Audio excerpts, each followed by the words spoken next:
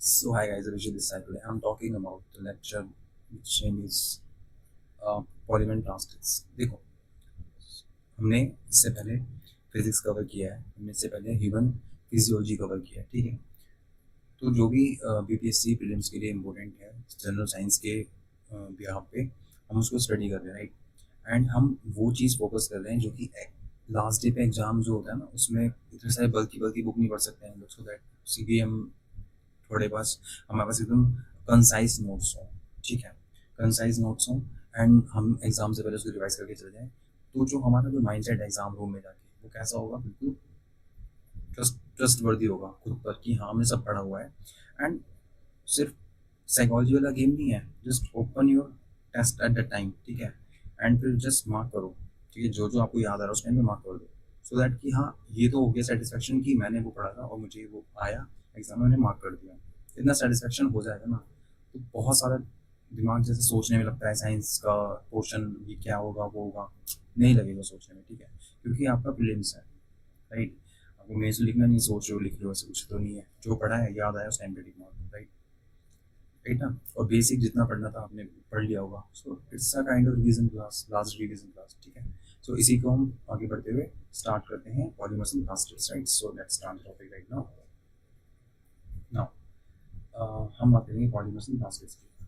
So natural rubber, हमने कहा कि भाई नेचुरल रबर जो है वो किसका पॉलीमर है, तो वो आइसोप्रीन का पॉलीमर है, ठीक है।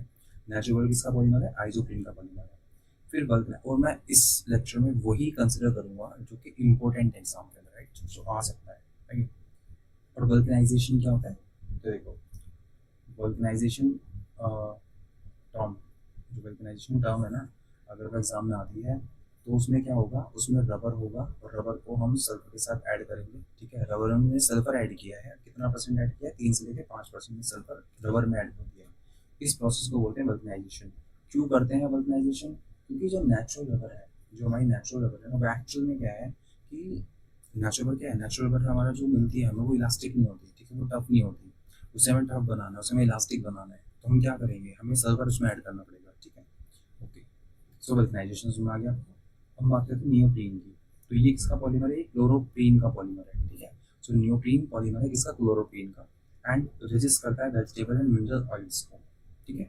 ओके, बैकलाइट क्या है, तो अगर हम फिनोल प्लस फॉर्मल्डिहाइड को ऐड करते हैं तो हमारा थर्मोसेटिंग मटेरियल मिलता है। क्या मिलता है, थर्मोसेटिंग मटेरियल, जो हीट होने पे सेट हो जाता है, थर्मोसेटिंग मटेरियल मिलता है। इसको बोलते हैं बैकलाइट, क्या बोलते हैं इसको, बैकलाइट, ठीक है। अब ये कहाँ कहाँ यूज़ होता है, तो इलेक्ट्रिकल स्विचेस में यूज़ होगा, ये फुटवेयर हैंडल्स में यहाँ पे यूज़ होता है, ठीक है। तो बैकलाइट यहाँ पे यूज़ होता है। अब बात करते हैं नायलॉन 6 की। तो कैसे बना, कैसे, तो जब हमने एडिपिक एसिड के अंदर हमने क्या किया, जो एडिपिक एसिड है, ठीक है, हमने उसको लिया, हमने उसको ऐड कर दिया हेक्सा मिथाइल 99 में एक साथ देखो ऐसा पढ़ा नहीं जाता बट फिर भी hexa methyl, hexa methylene diamine, ठीक है, ऐसा ब्रेक करके पढ़ोगे पढ़ लोगे आराम से। सो तो किसका मतलब किस नायलॉन 6 कैसे मिला आपको, जो आपका नायलॉन 6 है वो आपको कैसे मिला, जब आपने एडिपिक एसिड, कौन सा एसिड, एडिपिक एसिड को जब आपने ऐड किया किसका, hexa methylene, hexa methylene diamine, ठीक है, डायमीन। तो एडिपिक एसिड को जब हेक्सा मिथाइल डायमीन के साथ ऐड करते हो ना, तब आपका क्या मिलता है, आपका नायलॉन 6 मिलता है, राइट। ओके, नायलॉन 6 कहाँ यूज होता है, तो टूथब्रश में यूज होता है, रोप्स में यूज होता है, टेक्सटाइल में यूज होता है। फिर हम बात करते हैं पीवीसी के बारे में। सो पीवीसी किससे बना है, तो विनाइल क्लोराइड से बना है, ठीक है, पीवीसी। जो वीसी है यहाँ पे क्या है, विनाइल क्लोराइड, इंपॉर्टेंट है, क्वेश्चन आता है, ठीक है। तो पीवीसी विनाइल क्लोराइड, और ये क्या मोनोमर है, तो अगर मैं एक विनाइल क्लोराइड ले लूँ, फिर मैं दो विनाइल क्लोराइड ले लूँ, ऐसे में तीन विनाइल क्लोराइड ले लूँ, मैंने बहुत सारे विनाइल क्लोराइड ले लिए, उसमें आपको आपने क्या कर दिया, ज्वाइंट कर दिया। तो ये मोनोमर था ना, मोनोमर मतलब सिंगल यूनिट होती है, पॉलीमर मतलब बहुत सारी यूनिट होती है, राइट। तो मैंने मोनोमर, बहुत सारे मोनोमर्स को ऐड किया तो क्या बन गया, पॉलीमर बन गया, राइट। तो बन गया पॉली विनाइल क्लोराइड, ठीक है। तो पीवीसी कैसे बना, विनाइल क्लोराइड से। ओके, कहाँ काम आता है, रेनकोट में काम आता है, वाटर पाइप्स में काम आता है, केबल इंसुलेशन में काम आता है, ठीक है, पीवीसी यहाँ काम आता है। अब हम बात करते हैं टेफलॉन की, इसका बोलते हैं पीटीएफई। इसका मोनोमर क्या है, इसका मोनोमर है टेट्रा फ्लोरो इथाइलिन, ठीक है। तो जो टेफलॉन, जैसे कि आपकी मम्मी बनाती है डोसा वगैरह बनाती है, तो उसके लिए अलग तावा चाहिए होता है, ठीक है, अलग तवा चाहिए होता है सो दैट कि वो जो मटेरियल उस पर चिपके ना, स्टिक ना हो, ठीक है, तो उसको बोलते हैं नॉन स्टिक। तो नॉन स्टिक तवा जो होता है ना, जो नॉन स्टिक तवा होता है उस पर किस चीज़ की लेयर स्टडी होती है, टेफ्लॉन की, राइट, टेफ्लॉन की लेयर। तो एक नॉर्मल तवा है, उस पर रोटी बन रही है, जो भी हो रहा है, अगर मैं उस पर कोटिंग कर दूँ टेफ्लॉन की तो वो नॉन स्टिक हो जाएगा, ठीक है, नॉन स्टिक, चिपचिपा नहीं, मतलब चिपकेगा नहीं उस पर चीज़ें। ओके, तो मोनोमर टेट्राफ्लोरोइथाइलिन से बनता है। तो टेफ्लॉन किससे बनता है, टेट्राफ्लोरोइथाइलिन से बनता है और केमिकली इनर्ट होता है, ठीक है। केमिकली इनर्ट मतलब समझ लो क्या होता है, केमिकली इनर्ट मतलब बोले तो कि रिएक्शन नहीं करता, ठीक है, रिएक्शन नहीं करता और नॉन स्टिक उपवेयर होता है, राइट। तो ये हमारा हो गया टेफ्लॉन। तो हमने ये 6 पॉलीमर्स हमने स्टडी किया यहाँ पे। अब हम बढ़ते हैं आगे, राइट। अब सोप्स की बात कर लेते हैं, डिटर्जेंट की बात कर लेते हैं एंड एक्सप्लोजिव्स की बात कर लेते हैं। तो डेली यूज में सोप यूज हो रहा है, नहाने का साबुन है, ठीक है, डिटर्जेंट कपड़े धोने वाला डिटर्जेंट, एक्सप्लोजिव मतलब जो हम फूड डाला है, समथिंग। ओके, तो सोप एंड डिटर्जेंट की बात करते हैं। पहले तो हम इसको छोटा कर लेते हैं, इतना भी नहीं करना था, ठीक है। ओके, तो देखिए सोप एंड डिटर्जेंट की बात कर रहे हैं, हमने कहा कि सोप क्या है, सोप, तो सोप इज अ सोडियम और पोटेशियम के क्या होते हैं, सॉल्ट होते हैं, ठीक है। तो किसके सॉल्ट है, सोप, सोडियम पोटेशियम के सॉल्ट है सोप्स, ठीक है। और हाइयर फैटी एसिड्स होते हैं, क्या होते हैं, हाइयर फैटी एसिड्स। तो अगर कोई एग्जाम में पूछ ले सॉप है क्या, तो साबुन क्या है, साबुन सोडियम और पोटेशियम का सॉल्ट है, ठीक है। और किसका किसका है, हाइयर फैटी एसिड का सॉल्ट है, हाइयर फैटी एसिड का सॉल्ट, ठीक है। अच्छा, ये हार्ड वाटर में फेल हो जाता है, ठीक है। जैसे आप कभी गाँव गए होगे ना, तो गाँव में हमने जैसे हैंडपम्प का पानी होता है, जो ग्राउंड वाटर होता है ना, उसमें आप ग्राउंड वाटर से आप नहा लो एंड फिर अपने बालों में लाइक साबुन लगाओ, ये वाला जो नॉर्मल वाला होता है, वो झाग नहीं देगा, ठीक है। क्यों नहीं देगा, क्योंकि जो सोप होते हैं ना, जो सोप होते हैं वो फेल हो जाते हैं किस केस में, हार्ड वाटर के केस में, ठीक है। और हार्ड वाटर क्या होता है, जो भरने का पानी होता है, ठीक है, वो हार्ड वाटर होता है। और इसमें कैल्शियम और मैग्नीशियम से क्या बनता है, स्कम बनता है, ठीक है। कैल्शियम मैग्नीशियम से क्या बनता है, स्कम। स्कम क्या होता है बताओ, स्कम क्या होता है, जो झाग निकलता है ना, जैसे ब्लैक कपड़े हैं और उसको धो लिया साबुन से एंड फिर वो हम धूप में जो वाइट वाइट लगता है ना, स्कैम, वो स्कम होता है, स्कैम स्कम होता है, ठीक है। ओके, डिटर्जेंट्स में बात करें तो डिटर्जेंट काम करता है हार्ड एंड सॉफ्ट वाटर दोनों में। तो जो कपड़े धोने वाला साबुन है या फिर जो डिटर्जेंट है, ठीक है, जैसे सबकी पसंद योजना, वो जो होती है ना, तो वो क्या होता है कि सोप वाटर में भी काम करेगा, सॉरी वो सॉफ्ट वाटर में भी काम करेगा, हार्ड वाटर में भी काम करेगा, बोले तो टंकी के पानी में काम करेगा, फ्रेश वाटर में, और जो भरने का पानी है उसमें भी वो काम करेगा, ठीक है। Okay, hydrophilic head plus hydrophobic tell muscles. देखो मसल्स क्या होता है, ये भी एक इंपॉर्टेंट टॉपिक है, एग्जाम में आ सकता है, ठीक है, बट यहाँ पे हम एक बहुत बड़ा टाइम नहीं देंगे इस चीज़ को, just because of revision lecture है, ठीक है। सो फिर भी थोड़ा समझाने की कोशिश करता हूँ यहाँ पे। देखो ये दाग है, ये क्या है, डर्ट है, आपके प्रॉब्लम में क्या होता है, क्या दाग लग गया, राइट। ओके, तो दो हेड होते हैं, दो हेड होते हैं, एक होते हैं हाइड्रोफिलिक हेड, ठीक है, फिलिक, फिलिक मतलब लवेबल, लव वाला, प्यार, किससे, पानी से। तो जो पानी से प्यार करेगा वो डर्ट से नफरत करेगा, ठीक है। तो अगर मैं ऐसे दो ऐसे करता हूँ, इस तरीके से बना दूँ ऐसे करके, राइट, ये मैंने बना लिया, कुछ ऐसा करके मैंने कुछ भी बना लिया, कुछ स्ट्रक्चर बना दिया, राइट। अब मैं कह रहा हूँ कि जो, और ये अगल बगल में पानी है इसके, ये डर्ट है, ये चिकनाहट है या डर्ट है, फैट है, जो भी है, और ये पानी है, ये सब पूरा पानी है। तो पानी से प्यार करने वाला हेड कौन सा होगा, हाइड्रोफिलिक हेड होगा, ठीक है। पानी से प्यार करने वाला हेड कौन सा होगा, हाइड्रोफिलिक हेड होगा, जो पानी से प्यार करेगा। और जो पानी से नफरत करेगा वो कौन होगा, हाइड्रोफिलिक टेल। पानी से नफरत कौन करेगा, हाइड्रोफिलिक टेल, ठीक है। और ये जो गले का स्ट्रक्चर उसको बोलते हैं मिसल्स, क्या बोलते हैं, मिसल्स, ठीक है। तो मिसल्स में क्या क्या चीज़ होती है, तो मिसल्स में एक डर्ट होता है या फिर फैट हो सकता है या फिर जो भी हो सकता है, और एक होता है हाइड्रोफिलिक हेड, हाइड्रोफिलिक, ठीक है, हाइड्रोफिलिक हेड होगा, हेड का वो ध्यान रखना, हेड होगा हाइड्रोफिलिक, और जो टेल होगा, जो टेल होगा वो हाइड्रोफोबिक होगा, टेल क्या होगा, हाइड्रोफोबिक, ठीक है, टेल क्या होगा, हाइड्रोफोबिक होगा, ओके। तो जो हाइड्रोफोबिक होगा, जो पानी से डर रहा है, अब वो पानी से डर रहा है तो इसका मतलब क्या करेगा, वो पानी से बाहर भागने की कोशिश करेगा, और जब पानी से बाहर भागने की कोशिश करेगा तो किससे अटैच है, डर्ट से अटैच, तो डर्ट को भी अपने साथ लेके जाएगा ना वो, राइट, समझ रहे हो ना। तो कुछ इस तरीके से मैकेनिज्म है, ठीक है। पढ़ेंगे डिटेल में, बट अभी थोड़ा लेक्चर चल रहा है, लेक्चर से लाइक रिविजन, राइट। तो ध्यान रखना मिसल्स क्या होता है, कैसे बनाए, हाइड्रोफोबिक हेड क्या है, हाइड्रोफोबिक टेल क्या है, इतना ध्यान रखना, राइट। डिटर्जेंट वर्क करता है हार्ड वाटर में, सॉफ्ट वाटर में, दोनों में, बट जो आपका सोप है वो आपका नहीं करता हार्ड वाटर के केस में, राइट। ओके, और आता है एक्सप्लोजिव। तो TNT, ट्राई नाइट्रोल्यूइन, ठीक है, ट्राई नाइट्रोटोल्यूइन, इसे बोलते हैं नाइट्रेटेड टोल्यूइन, ठीक है, नाइट्रेटेड टोल्यूइन भी बोलते हैं इसको, क्या बोलते हैं, नाइट्रेटेड टोल्यूइन। तो चीज़ें समझ में आनी चाहिए कि भाई हम किसकी बात कर रहे हैं, हम ड्रग्स की बात, सॉरी ड्रग्स हम एक्सप्लोजिव की बात कर रहे हैं, ठीक है, हम किसकी बात कर रहे हैं, एक्सप्लोजिव की बात कर रहे हैं, राइट। एक्सप्लोजिव, तो हमने बताया TNT, ट्राई नाइट्रोटोल्यूइन, ठीक है। RDX पता ना क्या है, RDX साइक्लोनाइट, इसको बोलते हैं, RDX को क्या बोलते हैं, साइक्लोनाइट।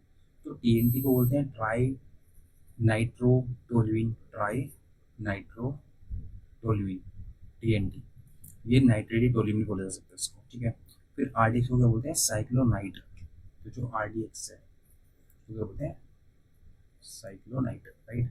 एंड किसके द्वारा डिस्कवर किया गया था, हैनिंग के द्वारा, ये इंपॉर्टेंट है, ठीक है। जो आपका RDX है उसको क्या बोलते हैं, साइक्लोनाइट बोलते हैं, और किसके द्वारा डिस्कवर किया गया, हैनिंग के द्वारा, राइट। डायनामाइट, ये अल्फ्रेड नोबल के डिस्कवर किया गया उसके द्वारा, ठीक है। And nitroglycerine in kieselguhr, right.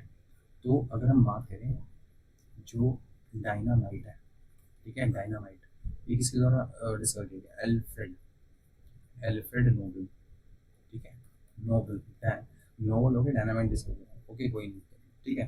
तो नाइट्रोग्लिसरीन इन किसेलगढ़, राइट। फिर आता है नाइट्रोग्लिसरीन इज इक्वल्स टू में क्या है, nobles plus nobles oil and colourless oil liquid बोलते हैं। तो जो नाइट्रोग्लिसरीन है, तो यहाँ तो नहीं दिखेगा, हाँ यहाँ दिखेगा, जो नाइट्रोग्लिसरीन है ना, उसको क्या बोलते हैं, नोबल्स ऑयल बोलते हैं। तो नाइट्रोग्लिसरीन को क्या बोलते हैं, नोबल्स ऑयल, राइट। मेरा पर देखो कोई दिक्कत नहीं है, ठीक है।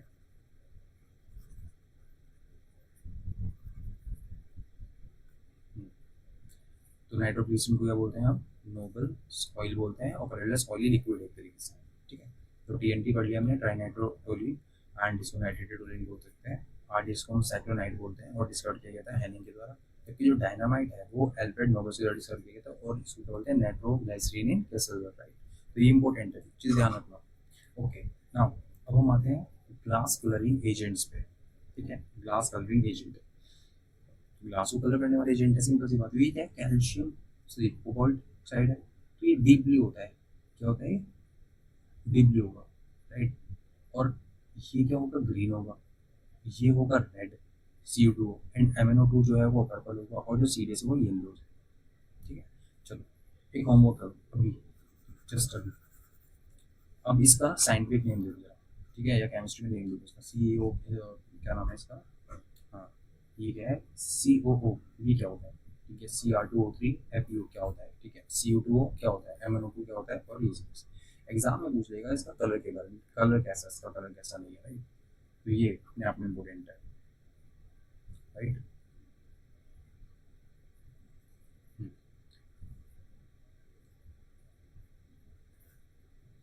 अब थोड़ा इसको डिस्कस कर लेते हैं, pH scale of natural source of acids, ठीक है, हम जो नेचुरल सोर्स है एसिड्स की उसके बारे में बात करेंगे, हम पीएच स्केल के बारे में बात करेंगे। तो पहले पीएच स्केल बेसिक देख लो थोड़ा सा, ये भी मिड में है 7, और ये फिर 8, 9, 10, 11, ठीक है, एंड यहाँ पे फिर 6, 5, 4, 3, 2, 1, तो 7 से अगर राइट साइड पे जाएगा तो होगा बेसिक, ठीक है, पर साइड से अगर लेफ्ट साइड पे जाएगा होगा एसिडिक, जितना ज़्यादा जाएगा उतना ज़्यादा एसिडिक हो जाएगा, जितना ज़्यादा जाएगा उतना बेसिक हो जाएगा, राइट, राइट।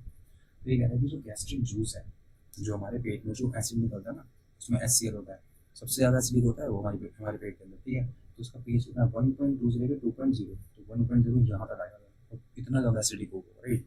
फिर जो लेमन जूस होता है वो भी एसिडिक होता है, तो 2.2 से लेकर 2.4 तक होता है उसका वो, राइट। फिर मिल्क जो है वो आपका 6.5 से 6.8 होता है, ठीक है। प्योर वाटर का जो पीएच होता है वो 7.0 होता है, तो मतलब न्यूट्रल है, प्योर वाटर क्या है, ना एसिड है ना बेस है, तो न्यूट्रल है, राइट। फिर जो सलाइवा है हमारा 6.5 से 7.5 होता है, तो सम काइंड ऑफ बेसिक और मिक्स होता है, राइट।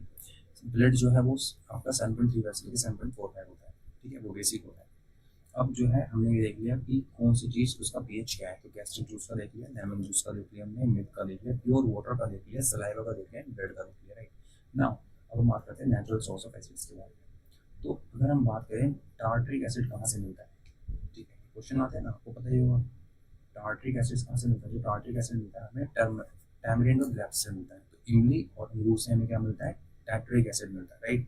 क्या मिलता है, टार्ट्रिक एसिड मिलता है। ओके, फिर जो लैक्टिक एसिड है, सबको पता है कर्ड एंड सोर मिल्क से मिलता है। जो खट्टा दूध होता है वहाँ से लैक्टिक एसिड मिलता है, जो कर्ड होता है वहाँ से लैक्टिक एसिड मिलता है, राइट। फिर जो ऑक्सैलिक एसिड है वो कहाँ से मिलता है, टमाटो से, स्पाइनक से मिलता है। जो पालक होता है ना, स्पाइनक मतलब पालक, पालक से मिलता है, और टमाटो से मिलता है क्या, ऑक्सैलिक एसिड। फिर जो एंड स्टिंग है, नेटल, उससे क्या मिलेगा, फॉर्मिक एसिड। तो लाइक चींटी काट लेती है आपको, कोई नेटल काट लिया आपको, तो उससे क्या मिला, फॉर्मिक एसिड मिल रहा है, राइट। फिर जो आपका विनेगर, उससे क्या मिलता है, एसिडिक एसिड, ठीक है। विनेगर में क्या होता है, एसिडिक एसिड होता है। सिट्रिक एसिड सिट्रस फ्रूट्स में होता है, ठीक है, जो खट्टे फ्रूट्स होता है उसमें होता है। मैलिक एसिड जो एप्पल्स में पाया जाता है, ठीक है। तो ये चीज़ क्या, कौन सा एसिड किसमें पाया जा रहा है, ठीक है, अपने आप में इम्पोर्टेंट लर्न करने वाली चीज़ है, पक्का लर्न कर लेना। ओके, बढ़ते हैं नेक्स्ट,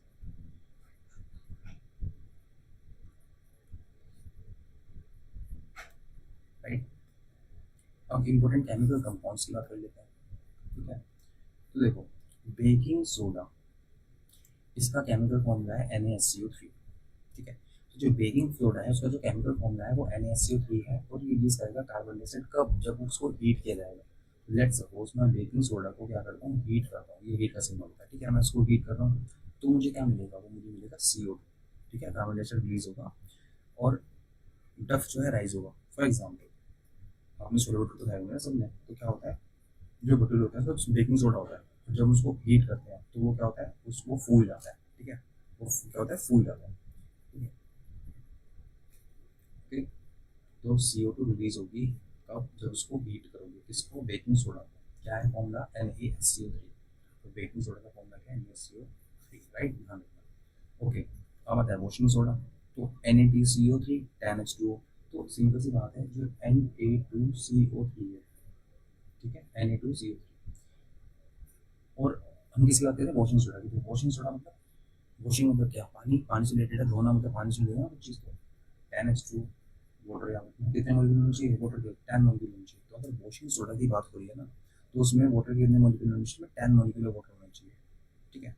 और इसमें गड़बड़ कर देता थोड़ा, राइट। सामने हमें क्या है भाई, बहुत सारे आपको जाना पड़ता है, और एट द टाइम हमें सिचुएशन पता नहीं होती कि कहाँ पे फोकस करना है, कहाँ पे फोकस नहीं करना है। तो यहाँ पे मोलिक्यूल्स थोड़ा गड़बड़ कर देता है। तो 10 मोलिक्यूल होंगे वॉशिंग सोडा के अंदर वाटर के, राइट। तो Na2CO3 एंड 10H2O, ठीक है।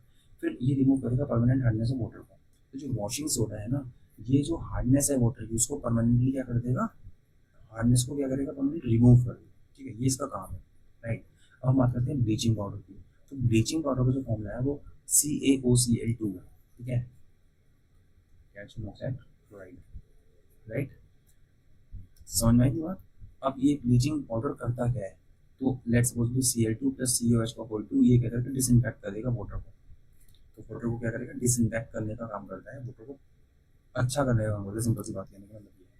तो जो ब्लीचिंग पाउडर है, जो ब्लीचिंग पाउडर है उसका पहले तो केमिकल फॉर्मूला आपको नहीं ध्यान देना, CaOCl2, ठीक है। और फिर ये क्या करेगा, जैसे लेट्स सपोज भी Cl2 और किसका मिक्स हो रहा है, CaOH का होल 2 के साथ मिक्स हो रहा है, ठीक है।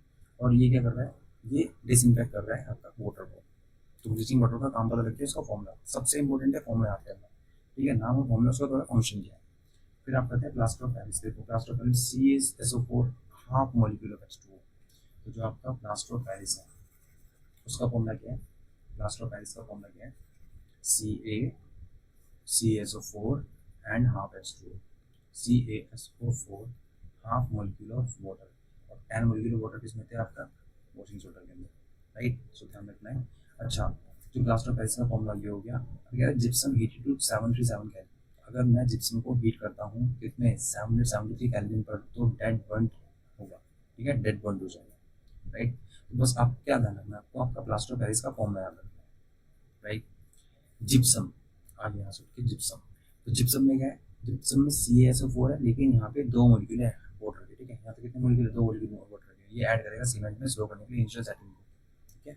तो जिप्सम में, जिप्सम को आप सीमेंट में ऐड करते हो, ठीक है, क्यों करते हो सीमेंट में? क्योंकि इनिशियल सेटिंग जो है वो आपका क्या करता है, स्लो कर देता है। ठीक है, जो इनिशियल सेटिंग है वो स्लो कर देता है, राइट जिप्सम।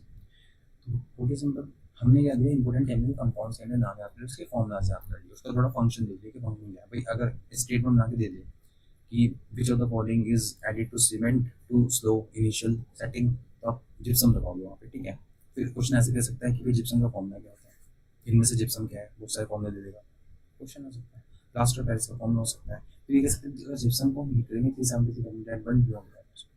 ठीक है, डेड बॉन्ड समझो। ओके, तो ये हो गया। अब हम आगे बढ़ते हैं ना। सो हम बात करेंगे किस बारे में, एलॉयज एंड देयर कंपोजिशन के बारे में, कि एलॉयज और उसकी कंपोजिशन बनते कैसे हैं। पहले बात तो एलॉयज क्या होता है, तो मेटल को अगर नॉन मेटल के साथ मिलाया जाएगा तो क्या बनेंगे, एलॉयज बनेंगे, right. Okay, brass, question important है, किससे मिलके बनता है। तो अगर ब्रास बनाना है तो आपको कॉपर को मिलाना पड़ेगा जिंक के साथ। ठीक है, और हमें ये भी ध्यान रखना है कि कितना अमाउंट मिलाना है। जैसे कॉपर है तो उसका 70% मिलेगा और जिंक का मिलेगा 30%, तब जाके मिलेगा आपको ब्रास। तो ब्रास किससे मिलकर बना हुआ है, कॉपर और जिंक से। कॉपर ज़्यादा है 70%, जबकि जिंक जो है 30% है, राइट। कहाँ काम आता है, तो बर्तन बनाने में काम आएगा। ठीक है, म्यूजिकल इंस्ट्रूमेंट्स में काम आता है, सिंपल। अब आपका वहाँ ब्रोंज आ जाता है, तो ब्रोंज किसका मिलता बनता है, कॉपर और टिन से। ठीक है, ब्रोंज। सिंपल सी बात देखो यहाँ पे, कॉपर कितना है, 88% है, प्लस एस 12% है। ठीक है, ये कहाँ किस में काम आता है, मेटल्स, जो मेटल्स पहनते हैं ना, मिलता है जो आपको, वो उसमें स्टैचू बनाने में काम आता है, कॉइन्स बनाने में काम आता है, ब्रोंज, राइट, ब्रोंज। तो चीज़ें ध्यान रखना, कॉपर प्लस एसन से मिलकर क्या बना हुआ है, ब्रोंज बना है, राइट। एंड ब्रास किससे मिलकर बना हुआ है, कॉपर प्लस आपका जिंक से। और कितना अमाउंट है वो भी याद रखना, राइट। सोल्डर क्या होता है, जिसको हम, जिससे दो वायर कनेक्ट करना, उसमें हम सोल्डर यूज करते हैं, वो पीबी 50%, एस एल 50%, 50-50%। ठीक है, तो ये किससे बना हुआ, पीबी प्लस एस। ठीक है, ज्वाइन करता है वायर्स को, लो मेल्टिंग पॉइंट है उसका, वो जरा तभी तो पिघल जाता है भाई, हीट किया तुरंत लगाया पिघल गया, तो ये तो है सोल्डर। सोल्डर का क्या है, बहुत मेल्टिंग पॉइंट बहुत कम होता है। ठीक है, किससे मिलकर बनता है, राइट। और होता है जर्मन सिल्वर, कॉपर जिंक और निकल। जर्मन सिल्वर किससे बनता है, जर्मन सैफेट सुना होगा, जर्मन सिल्वर देखो क्या होता है। तो किससे मिलकर बना हुआ है आपका, कॉपर से मिलकर बना हुआ है, जिंक से मिलकर बना हुआ है, और निकल से मिलकर बना हुआ है, German silver, right. And contain करता है 0% सिल्वर। सो कहीं सिल्वर दिख रहा है, तो बताओ, इंपॉर्टेंट क्वेश्चन बनेगा नहीं बनेगा, अभी जर्मन सिल्वर दे दिया आपको, अब आप सोचोगे सिल्वर दे रखा है, बट वहाँ पे ऑप्शन रहता है कि बताओ कितना परसेंट सिल्वर इसके अंदर, तो 0% सिल्वर इसके अंदर। क्यों, क्योंकि मिलके ही नहीं बना, सिल्वर तो है ही नहीं इसका कंटेंट। कॉपर है, जिंक है और निकल है, राइट। और होता है स्टेनलेस स्टील, राइट। आपका iron, chromium, nickel and C trace, carbon मतलब ट्रेस अमाउंट में होता है। तो सी आर जो है वो कोरोजन रेजिस्टेंट होता है, जो क्रोमियम है वो क्या है, रेजिस्टेंस, कोरोजन रेजिस्टेंस है। क्रोमियम मतलब जंग नहीं लगता, कहने का मतलब ये है। ठीक है, तो स्टेनलेस स्टील से मिलकर बनता है, और most of the time stainless steel हमारे अंदर यूज होती है, कैसे यूज होती है, मेडिकल इक्विपमेंट में यूज होती है। डेंटिस्ट के पास जाओगे तो वहाँ पे वो क्या करता है, जो मतलब करता है ना, इंस्ट्रूमेंट यूज होता है, तो किससे बने होते हैं, वो आपके बने होते हैं स्टेनलेस स्टील से, राइट। तो किससे मिलकर बना है, स्टेनलेस स्टील, आयरन से मिलकर बना हुआ है, क्रोमियम से मिलकर बना हुआ है, निकल का बना हुआ है, कार्बन भी हो सकता है उसके अंदर। अब पूछ रहे हैं क्रोमियम किस लिए यूज होता है, क्रोमियम यहाँ पे कोरोजन रेजिस्टेंस है, जंग नहीं लगने देता। अदरवाइज आयरन में जंग लग जाता है, बट क्रोमियम डालने पर उससे जंग नहीं लगती। ठीक है, और होता है एमेल्गम, इंपॉर्टेंट है। N alloy with H G, मतलब मरकरी के साथ एक अलॉय है, क्या, एमेल्गम। तो एमेल्गम जब भी नाम आएगा एमेल्गम, तो उसको किसके साथ रिलेट करना है, मरकरी के साथ रिलेट करना है एमेल्गम को, right. Iron does not form amalgam, iron amalgam नहीं बनाता। तो जो आयरन है वो क्या एमेल्गम बनाता है, नहीं बनाता। ये इंपॉर्टेंट फैक्ट है, पूछा जाता है एग्जाम में। ठीक है, आप देखना प्रीवियस क्वेश्चन देखना, मिलेंगे आपको, राइट। तो ये सब चीज़ें याद रखनी चाहिए। So let's again next topic जाते हैं यहाँ पे। ठीक है, यहाँ पे हम बात करते हैं मेटलर्जी की, हम ओर्स की बात करेंगे, मेटलर्जी प्रोसेस की बात करेंगे। सबसे पहले हम आयरन की बात करते हैं, राइट। आयरन की हम बात करते हैं। आयरन का जो ओर है वो है हेमेटाइट ओर, मैग्नेटाइट ओर, ठीक है, और सिडराइट ओर। तो कितने आयरन के ओर हो गए, तो आयरन का ओर हो गया, हेमेटाइट ओर हो गया, मैग्नेटाइट ओर हो गया, और आपका सिडराइट हो गया। उसके अंदर भी जो हाईएस्ट मैग्नेटिज्म है उसका Fe2O4 का मतलब आपका जो मैग्नेटाइट है, नाम में ये मैग्नेटाइट, ठीक है, वो हाईएस्ट मैग्नेटिज्म है उसका। तो सिंपल सी बात है, हमें बस कुछ नहीं करना है, हमें जो आयरन है ना उसके और का नाम याद रखना है। 3 और है, एक है हेमेटाइट, एक है मैग्नेटाइट और एक है सिट्राइट। पूछ लेगा सिट्राइट किसका और है, बताओ, सुना है कभी iron core? Siderite iron core है। ओके, एल्यूमिनियम किसका और है? तो एल्यूमिनियम आपका बॉक्साइट Al2O3, बॉक्साइट का, bauxite is an ore of aluminium, ठीक है, और cryolite is an ore of aluminium. Bauxite का हो सकता है ये फॉर्मूला पूछ ले, Al2O3 ये पूछ सकता है, ठीक है, हो सकता है, ठीक है, बट क्रायोलाइट को नहीं पूछेगा। बट हाँ ये पूछ सकता है कि जो क्रायोलाइट है, जो बॉक्साइट है, किसकी ओर है? तो एल्यूमिनियम की ओर है, राइट। कॉपर की ओर कौन कौन सी है? तो copper pyrite CuFeS2, copper pyrite copper की ओर है। मैलेचाइट कॉपर की ओर है, ठीक है। तो जो कॉपर पायराइट है, जो कॉपर पायराइट है वो कॉपर की ओर है, और जो मैलेचिट है वो भी कॉपर की ओर है, ठीक है। ओके, लेड का और क्या है? गैलेना PbS, गैलेना PbS इसकी ओर है, ये आपका लेड की ओर है, ठीक है, लेड की ओर। चलो, गैलेना PbS। मर्क्यूरी सिनेमार, मर्क्यूरी की ओर क्या है? सिनेमार है, ठीक है। तो हमें एक तो मेटल का नाम याद रखना है, फिर उसकी ओर्स का नाम याद रखना है, ठीक है। हमारे इस पेज पे इतने टास्क है। अब मेटलर्जिकल प्रोसेस क्या होती है? गैल्वेनाइजेशन अपने आप में बहुत ज़्यादा इंपॉर्टेंट टर्म है, ठीक है। गैल्वेनाइजेशन क्या होता है? गैल्वेनाइजेशन क्या करते हैं? हम कोटिंग करते हैं। क्या करते हैं? गैल्वेनाइजेशन में कोटिंग करेंगे। जैसे मान लो ये प्लेट लेगी, इस पर मैं कोटिंग कर दूंगा, इसकी कोटिंग करूंगा कि गैल्वेनाइजेशन कहलाएगा, ठीक है। तो मैं आयरन और स्टील की कोटिंग करूंगा जिंक के साथ। तो अगर मैं आयरन या स्टील की कोटिंग जिंक के साथ कर पा रही हूँ तो उसको मैं बोलता हूँ गैल्वेनाइजेशन, ठीक है। और ये क्या करेगा? जब ये कोटिंग वगैरह करते हैं ना, तो उसका मतलब हम रस्ट से बचा रहे हैं उसको, ठीक है। किससे बचा रहे हैं? रस्ट से बचा रहे हैं। सो रंग सॉरी रस्ट से बचा रहे हैं उसको। तो जो जिंक है, यहाँ पे जो जिंक है ना, वो आपका कैसा एलिमेंट है? सेक्रीफिशियल एनोड है। सेक्रीफिशियल एनोड मतलब जो आपका स्टील है, जो आपका आयरन से बना हुआ सामान है, उस पर मैं जिंक की लेयर चढ़ा दूंगा। क्या चढ़ा दूंगा? जिंक की लेयर चढ़ा दूंगा। तो सबसे पहले जो दीवार बन के खड़ा रहेगा ना, जो कोरेड नहीं होने देगा मेटेरियल को, वो कौन होगा? जिंक होगा। तो इसलिए उसको सेक्रीफिशियल एनोड बोला, उसको क्या बोला? सेक्रीफिशियल एनोड बोला गया। क्यों? क्योंकि लेट्स सपोज भी दिस इज अ थिंग, ठीक है, इसे मेरे को जंग से बचाना है, रस्टिंग से बचाना है। मैं कहता हूँ कि जिंक लगा दूंगा, पूरी कोटिंग कर दूंगा जिंक के साथ। जब मैंने जिंक के साथ पूरी कोटिंग कर दी, तो कुछ भी इसमें रिएक्शन होगी तो पहले कौन झेलेगा? जिंक झेलेगा, क्योंकि जिंक सबसे ऊपर है, इसलिए वो सेक्रीफिशियल एनोड कहलाता है, राइट। अब आता है rusting, roasting, sorry, roasting. Roasting क्या है? हीट सल्फाइड और, जो सल्फाइड और है ना, उसको हीट करेंगे एक्सेस ऑफ एयर में। क्या करेंगे? एयर की बहुत ज़्यादा अमाउंट में, एक्सेस ऑफ एयर में। अगर मैं क्या करता हूँ? सल्फाइड को हीट करता हूँ, ठीक है। अगर जो सल्फाइड और है उसको मैं हीट कर रहा हूँ किसमें? एक्सेस ऑफ एयर में। तो मुझे क्या मिल रहा है?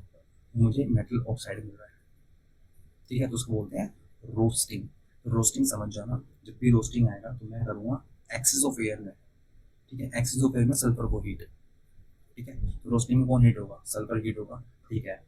एब्सेंस ऑफ ऑक्सीजन में, प्रेजेंस ऑफ ऑक्सीजन में, तो प्रेजेंस ऑफ ऑक्सीजन में, राइट। होता है कैल्सिनेशन, ठीक है। अभी कैल्सिनेशन देख लेते हैं। तो कैल्सिनेशन में हम क्या कर रहे हैं? कैल्सिनेशन के अंदर हम हीट कर रहे हैं कार्बोनेट ओर्स को। किसको हीट कर रहे हैं कैल्सिनेशन में? कार्बोनेट ओर को हीट कर रहे हैं, और इन लिमिटेड एयर में। तो रोस्टिंग में एयर की एक्सेस होती है, ज़्यादा अमाउंट में एयर होता है। बट अगर हम बात करें कैल्सिनेशन में, तो कैल्सिनेशन के केस में क्या होता है?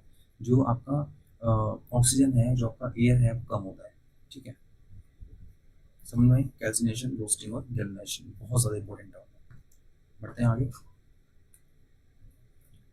तो अब वो हाई प्रायोरिटी वाले टॉपिक थे कि चांसेस बहुत ज़्यादा अमाउंट में जो आएंगे, राइट। अब आते हैं मीडियम प्रायोरिटी वाले टॉपिक्स पे, राइट। थोड़ा मीडियम प्रायोरिटी वाले टॉपिक्स देखते हैं कौन कौन से हैं।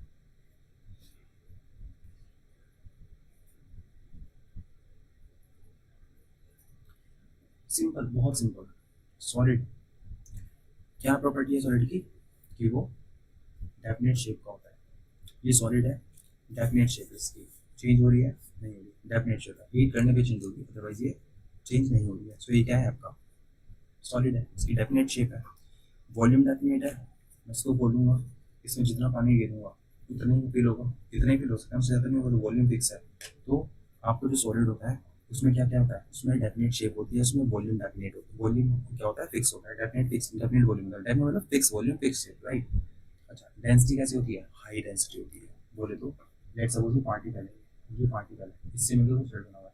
अगर मैं इस पार्टिकल को ऐसे बहुत क्लोजली फिट कर दूँ, ठीक है, ये वाला, ठीक है, इस तरीके से, तो क्या इन पार्टिकल के बीच में जगह है, नहीं है। तो ये क्या है, डेंसली फिट है, ये डेंसली। तो ऑब्वियसली बात है, सॉलिड के पार्टिकल में जगह नहीं होगी तभी वो सॉलिड है। तो क्या है, उसकी डेंसिटी जो होता है वो हाई डेंसिटी होती है। सॉलिड की डेंसिटी क्या होती है, हाई होती है, right. Now you got my point. अब आते हैं लिक्विड। कुछ नहीं करना, लिक्विड में जो पार्टिकल्स चिपके चिपके हैं ना, अपन बोलते हैं उसको थोड़ा दूर दूर कर दो, तो आपका ये लिक्विड हो जाएगा। क्यों, क्योंकि इसमें पार्टिकल डिस्टेंस है बीच में, ठीक है। तो बताओ, क्या लिक्विड का डेफिनेट शेप होता है, बताओ। ये पानी है इसके अंदर, ठीक है, ये इसमें पानी है। अभी इसको मैं एक बर्तन में गिरूंगा तो वो जो उस बर्तन में शेप ले लेगा ना, तो वो डेफिनेट शेप नहीं होता। पानी का, लिक्विड का कोई डेफिनेट शेप नहीं होता, ठीक है। फिक्स्ड वॉल्यूम होता है। क्योंकि अगर मैंने 2 लीटर पानी इसमें गिरा है, और अगर मैं कोई बर्तन ले लूँ, लाइक कुछ मैं लोटा ले लिया, मैं कुछ मग ले लूँ, तो उसमें मैं गिरता हूँ तो वो 2 लीटर ही गिरेगा। तो जो लिक्विड है उसका शेप फिक्स नहीं होता, उसका वॉल्यूम फिक्स होता है, ठीक है। ओके, गैस भाई इनडेफिनेट शेप होती है, और वॉल्यूम भी इनडेफिनेट ही होता है, ठीक है। कोई शेप, कोई फिक्स नहीं है, राइट। रैपिड डिफ्यूजन होता है, तो गैस का रैपिड डिफ्यूजन होता है, मतलब एक्सचेंज ऑफ गैसेस बहुत तेजी से होती है, right. Plasma, plasma ionised gas होती है, ठीक है। तो प्लाज्मा क्या है, कोई एग्जाम में क्वेश्चन पूछे तो तीन तो बताओगे ना, सॉलिड लिक्विड गैस आराम से बता दोगे, बट जो प्लाज्मा है वो क्या है आपका, आयनाइज्ड गैस होगी प्लाज्मा, ठीक है। ये पाई जाती है स्टार्स में एंड फ्लोरेसेंट ट्यूब्स के अंदर। तो जो फ्लोरेसेंट जो चमकती है, जो जैसे ना कुछ लाइट्स वगैरह होती है चमकती है, उसमें गैसेज होती है, तो कौन सी गैसेज होती है उसमें, प्लाज्मा होता है, ठीक है। तो आयनाइज्ड गैस है, चार्ज वाली गैस है उसके अंदर, ठीक है। और वो स्टार्स में पाया जाता है, और कहाँ पाया जाता है, वो फ्लोरेसेंट ट्यूब्स के अंदर पाया जाता है, ऑब्वियस सी बात है, ठीक है। Okay, let's start again. BEC, gas near absolute zero. तो ऐसी गैस जो कि एब्सोल्यूट जीरो टेम्परेचर पे, तो बोलते हैं बीईसी, राइट। 0 केल्विन पे या फिर 273.155 डिग्री सेल्सियस पे, तो बोलते हैं बीईसी, राइट। ओके, तो हमारे क्या हो गए, हमारे स्टेट्स ऑफ मैटर हो गए। तो कितने स्टेट्स ऑफ मैटर नहीं पड़े, 5 पड़े। Solid, liquid, gas, plasma, BEC, right. Okay, so हम सेपरेशन टेक्निक देख रहे हैं कि कैसे कैसे लेट्स हो गया, हमें कुछ अलग करना है ना, हमें कैसे अलग कर देंगे, किस तरीके से हम अलग कर सकते हैं। तो कैसे अलग करेंगे, फ्रैक्शनल डिस्टिलेशन। इसमें क्या करते हैं, मिसिबल लिक्विड को अलग करते हैं, ठीक है। जो मिसिबल लिक्विड, जो मिक्स होने वाले लिक्विड, उसको हम अलग करते हैं, राइट। तो फ्रैक्शनल डिस्टिलेशन में क्या करते हैं, मिसिबल लिक्विड्स को अलग करते हैं। टेम्परेचर कह रहा है कि 25 केल्विन से कम, और क्रूड ऑयल जैसे लिक्विड एयर हो गई वगैरह वगैरह, तो मिसिबल। अब क्रोमेटोग्राफी, जो क्रोम नाम है ना, क्रोम मतलब कलर आते थे क्रोमा के, ठीक है, क्रोम मतलब कलर होता है। तो अगर हम सेम सॉल्वेंट सॉल्यूट्स हैं, ठीक है, same solvent solutes, pigments, colour की बात हो रही है, ड्रग्स इन ब्लड, ब्लड के अंदर ड्रग्स है उसको अलग करना है, तो हम आपको क्रोमेटोग्राफी करेंगे, ठीक है। ब्लड के अंदर ड्रग्स है, उसको हमें जांचना है या उसको अलग करना है, तो हम क्रोमेटोग्राफी टेक्निक का यूज करेंगे, ठीक है। पिगमेंट है, कलर, पिगमेंट होता है कलर, जब भी कलर वाली बात आई तो क्रोमेटोग्राफी यूज होगी, राइट। फिर सेम सॉल्वेंट सॉल्यूट, ठीक है, सेम सॉल्वेंट सोल्यूट, उस केस में भी हम क्या करेंगे, क्रोमेटोग्राफी का यूज करेंगे, ठीक है। सोल्यूट प्लस सॉल्वेंट दोनों सेम है, ठीक है। अच्छा, सॉल्वेंट क्या होता है, जो ज़्यादा अमाउंट में होता है, सॉल्यूट क्या होता है, सब अमाउंट में, जैसे कि हमारा ये वाटर हो गया, ये सॉल्वेंट है, ज़्यादा अमाउंट में है, जबकि चीनी सॉल्यूट जो है, भाई चीनी कितनी डालोगे, 1 2 चम्मच डालोगे। 1 लीटर पानी में 1 किलो चीनी थोड़ी डालोगे, 1 लीटर पानी में 1 2 चम्मच चीनी डाल दोगे, तो चीनी क्या है, कम मात्रा में है, तो कम मात्रा में क्या है, सॉल्यूट कहलाएगा। जो ज़्यादा मात्रा में है वो क्या कहलाएगा, सॉल्वेंट कहलाएगा, राइट। चलो, sublimation, camphor, naphthalene, iodine, NH4Cl, right. जैसे कि आप कहीं, लेट्स सपोज भी कहीं भी आप जा रहे हो, कोई मॉल वगैरह कुछ भी ऐसा करके, उसमें जो यूराइनल होता है ना, उसमें क्या नाम है, उसमें कुछ वाइट वाइट करके कुछ गोलियाँ पड़ी जाती हैं, तो वो नेपथलीन होती है, ठीक है। क्यों होती है, क्योंकि वो लिक्विड में कन्वर्ट नहीं हो रही, वो क्या हो रही है, सॉलिड है, और डायरेक्ट उसका वेपर ही बनेगा, ठीक है। डायरेक्ट क्यों, क्योंकि वो लाइक ऑर्डर जो बेकार की स्मेल है उसको हटाती है, ठीक है। तो कैंपर, इसलिए कि जो पूजा पाठ में हम यूज़ करते हैं कैंपर, कपूर, वो आप रख दो अपने हाथ पे, जलाओगे तो जल जाएगा। रखे रहने पे लिक्विड में कन्वर्ट नहीं होगा, ठीक है। रखे रहने पे वो वेपर बन जाएगा, क्योंकि आप इतना बड़ा कपूर लेके आओगे, उसको रख दो, वो अपने आप छोटा दिखेगा आपको कुछ दिन बाद, क्यों, क्योंकि वो कन्वर्ट हो गया सनलाइट इसमें, गैस में। तो ऐसी चीज़ जो कि सॉलिड होती है और डायरेक्ट में कन्वर्ट हो जाती है गैस के अंदर, तो उसे बोलते हैं सब्लिमेशन। क्या बोलते हैं, सब्लिमेशन, राइट। आयोडीन, NH4Cl, ये सब क्या एग्जाम्पल सब्लिमेशन के, ठीक है। अब आते हैं क्रिस्टलाइजेशन। तो pure solid from solution prevent charring. तो वो क्या कह रहा है कि अगर हमें सॉल्यूशन से प्योर सॉलिड निकालना है, इसमें कुछ सॉल्यूशन है, ठीक है, कोई सॉल्यूशन इसमें, मुझे यहाँ से प्योर सॉलिड निकालना है, तो मैं किस मेथड का यूज करूँगा? इससे मैं करूँगा क्रिस्टलाइजेशन का मेथड। तो प्योर मतलब मिक्सचर में से आपको सॉलिड निकालना होता है ना, तो क्रिस्टलाइजेशन का यूज करोगे, राइट। मैं अभी भी रिपीट कर रहा हूँ, ये चीज़ डिटेल में है काफ़ी, ठीक है। इसको एक एक एग्जाम्पल समझाया जाता है कि कैसे कैसे क्या है, बट क्या है कि रिविजन क्लास है, ठीक है। हमें पढ़ रखा है, कहीं पढ़ा होगा, बट अब सोचो कि बिना इसको पढ़े आप एग्जाम में जाके बैठ रहे हो एंड आपको पता है, बट आपको एक आंसर नहीं पता, आपको 5-6 आंसर दिमाग में घूमना, तो क्रिस्टल क्लियर आइडिया है नहीं, आते हुए गलत करोगे ना, तो revision is must important, most important revision. इसलिए लेक्चर इंपॉर्टेंट है। आपको होगा, आपको प्रूफ मिलेगा, आपको एग्जाम में जाके बैठना, इसको पढ़ के सब कुछ क्लियर होगा दिमाग में कि अभिषेक सर क्या कह रहे हैं, right. Okay, start next video. चलो, कार्बन, कार्बन की केमिस्ट्री देखते हैं। कार्बन के एलोट्रोप्स देखेंगे, फ्यूज देखेंगे, एल्कोहल्स की बात करेंगे। देखो एक चीज बता दूं, कुछ भी चीज है, आप जहां भी बैठे हो इस टाइम पे, कुछ भी चीज लो, सबके अंदर कार्बन इन्वॉल्व है, ठीक है। इसलिए कार्बन को हम पढ़ रहे हैं। क्यों हम नाइट्रोजन को नहीं पढ़ रहे, क्यों हम ऑक्सीजन को नहीं पढ़ रहे? सब तो इम्पोर्टेंट है, बट कार्बन सभी में पाया जाता है, ठीक है। सो कार्बन के एलोट्रोप्स, एलोट्रोप्स क्या होते हैं? जो कार्बन से मिलकर बना हुआ है, बट उसका फॉर्मूला अलग है, उसका शेप अलग है, बट मिलके वो कार्बन से बना हुआ है, ठीक है। उसको देखते हैं। तो एक ऐसा एलोट्रोप है डायमंड। डायमंड किसका एलोट्रोप है? कार्बन का एलोट्रोप है। ग्रेफाइट किसका एलोट्रोप है? कार्बन का एलोट्रोप है। फ्लोरेंस किसका है एलोट्रोप है? कार्बन का एलोट्रोप है, राइट। अब जो डायमंड है, ठीक है, हम बात कर रहे हैं डायमंड की, बस इतना पढ़ लो, डायमंड की जो कॉन्फ़िगरेशन होती है ना, कितनी होती है? sp3 कॉन्फ़िगरेशन होती है डायमंड की, ठीक है। हम सबको पता है 3D होता है, ठीक है, 3D स्ट्रक्चर है ना डायमंड, टेट्राहेड्रल, 3D ऐसा टेट्राहेड्रल स्ट्रक्चर होता है इसका डायमंड का। फिर ये हार्डेस्ट नेचुरल सब्सटेंस है, हार्डेस्ट भी बोला, नेचुरल भी बोला और सब्सटेंस भी बोला। तो हार्डेस्ट नेचुरल सब्सटेंस है क्या? डायमंड। हार्डेस्ट नेचुरल सब्सटेंस है डायमंड। फिर आपका इंसुलेटर है, क्या है? इंसुलेटर। तो करंट नहीं लगेगा आपको, सिंपल सी बात, राइट। बट अगर हम ग्रेफाइट की बात करें, तो जो ग्रेफाइट है वो 2D स्ट्रक्चर है, ठीक है। कैसा है? 2D। तो अब किसकी बात कर रहे हैं? हम बात करें ग्रेफाइट, ठीक है। So now we are talking about graphite, right. Graphite, ये sp2 कॉन्फ़िगरेशन होगी, इसके अंदर 2D स्ट्रक्चर है, sp2 कॉन्फ़िगरेशन होने वाली है। फिर कैसी लेयर है इसकी? हेक्सागोनल लेयर है, ठीक है, हेक्सागोनल लेयर है। एंड आपका फ्री इलेक्ट्रॉन्स बनेंगे इसके अंदर, क्या बनेंगे? फ्री इलेक्ट्रॉन्स बनेंगे। तो आपका जो ग्रेफाइट है उसमें क्या है? फ्री इलेक्ट्रॉन्स है, राइट। अब जब इलेक्ट्रॉन फ्री है तो बताओ करंट लगेगा नहीं लगेगा? ठीक है, पेंसिल की नोक लगाओगे उस पर, किसी कंडक्टर पे, या कोई भी ऐसी जिसमें इलेक्ट्रिसिटी फ्लो हो रही हो, तो पेंसिल नोक टच करना, पीछे जो पेंसिल का सिरा होता है उस पर भी एक मतलब काले कलर का बैक साइड कुछ होता है, उसको टच करना, करंट लगेगा, क्योंकि इसके अंदर क्या है? फ्री इलेक्ट्रॉन्स है। डायमंड के अंदर इलेक्ट्रॉन्स नहीं है, तभी तो इंसुलेटर है। बट ग्रेफाइट के अंदर इलेक्ट्रॉन्स है, इसलिए वो इंसुलेटर नहीं है, वो कंडक्टर है, ठीक है। कंडक्टर प्लस ड्राई लुब्रिकेंट है, राइट। तो जो आपका ये है मतलब ग्रेफाइट है, उसको लुब्रिकेंट की तरह भी हम यूज़ कर सकते हैं। लुब्रिकेंट मतलब जो फ्रिक्शन कम कर दे, ठीक है, उसको हम लुब्रिकेंट की तरह भी यूज़ करते हैं। अब आते हैं फ्लोरेंस की। तो फ्लोरेंस C60, पूरा नाम क्या है? Florence C60 is allotropes of carbon, ठीक है। अब 60 कार्बन होते हैं इसके अंदर, पेंटागोन्स प्लस हेक्सागोन्स का स्ट्रक्चर है इसका, और सोकर बोल स्ट्रक्चर इसका, ठीक है। ऐसा बोल स्ट्रक्चर, सोकर बोल स्ट्रक्चर है, कितना ध्यान रखना, राइट। एक बार रिवाइज कर लेना कि फ्लोरीन जो है C60 फ्लोरीन जो है, तो 60 कार्बन है, पेंटागोन्स और हेक्सागोन स्ट्रक्चर के अंदर, सोकर बॉल स्ट्रक्चर इसका, राइट। सॉरी, हम बात करते हैं किसके बारे में? फ्यूल गैसेस के बारे में, ठीक है। सो एलपीजी, एलपीजी, ठीक है, butane C4H10 plus propane C3H8। तो जो फ्यूल गैस है, हम एलपीजी की बात कर रहे हैं, तो एलपीजी बना किससे है? तो एलपीजी में क्या है? ब्यूटेन है, एलपीजी में प्रोपेन है। क्वेश्चन आ सकता है भाई, क्योंकि एलपीजी का भी क्राइसिस चल रहा था बीच में, अभी भी चल रहा है मतलब, राइट। Wait a minute.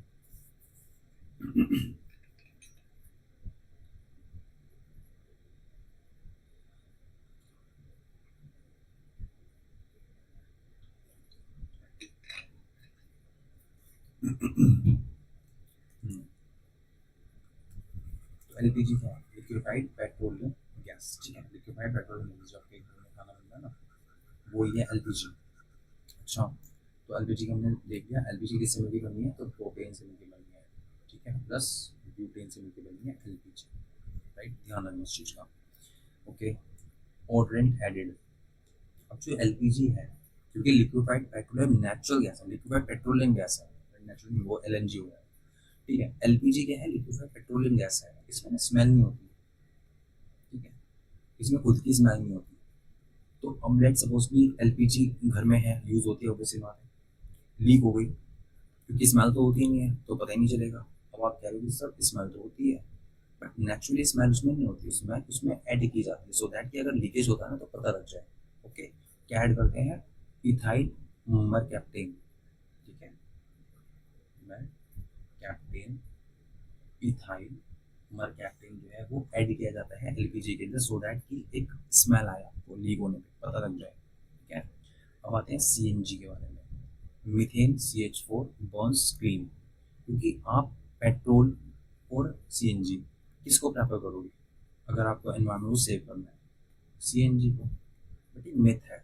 अगर आप कहोगे पेट्रोल सबसे ज़्यादा क्लीन है या फिर सीएनजी, तो सीएनजी क्लीन है, ऐसा कह दिया सीएनजी क्लीन है, but CNG is silent killer, ठीक है, दिखेगा नहीं हमको पोल्यूशन, बट वो होता है, ठीक है, इस पर स्टडी करनी चाहिए, राइट। अब आता है biogas, methane from anaerobic decomposition. तो लेट्स सपोज कि ये एक गड्ढा बना दिया मैंने, ये जमीन है, इसको मैंने गड्ढा ऐसे नीचे गड्ढा बना दिया, इस पर मैंने कुछ भी डाल दिया, सब्जियों के छिलके डाल दिए, एनिमल्स मर गए बेचारे, वो चले गए अंदर ऐसे करके, तो यहाँ पे बैक्टीरियाज होंगे, यहाँ पे माइक्रो ऑर्गेनिज्म होंगे, वो कैसे होंगे, एनारोबिक, क्योंकि अब नीचे एयर तो नहीं है, तो जो माइक्रो ऑर्गेनिज्म यहाँ पे होंगे कैसे होंगे, एनारोबिक होंगे, बिना एयर वाले, या वो एनिमल वो माइक्रो ऑर्गेनिज्म जो कि बिना एयर के सर्वाइव कर रहे हैं उसे एनारोबिक माइक्रो ऑर्गेनिज्म बोलते हैं, उसे डिकम्पोजिशन भी बोलते हैं। तो मीथेन कहाँ से आ रही है, मीथेन आ रही है एनारोबिक डिकम्पोजिशन से, ठीक है, एंड उससे मिलता है बायोगैस, राइट। ओके, हम बात करते हैं एल्कोहल्स की। इथेनॉल, इथेनॉल C2H5OH, जहाँ भी OH लग जाना पीछे वो एल्कोहल, ठीक है, बेवरेजेस में, सॉल्वेंट में, बायोफ्यूल में, सब में इथेनॉल, E20 पेट्रोल जबरदस्ती दे रहा, मतलब उससे, देखो एक चीज बता देता हूँ, कभी भी कोई भी पॉलिसी आती है तो कभी भी कुछ भी गवर्नमेंट इनिशिएटिव लेती है, सबसे पहले क्या है, सबसे पहले होता है पायलट प्रोजेक्ट, ठीक है, पहले उस पर काम किया जाता है।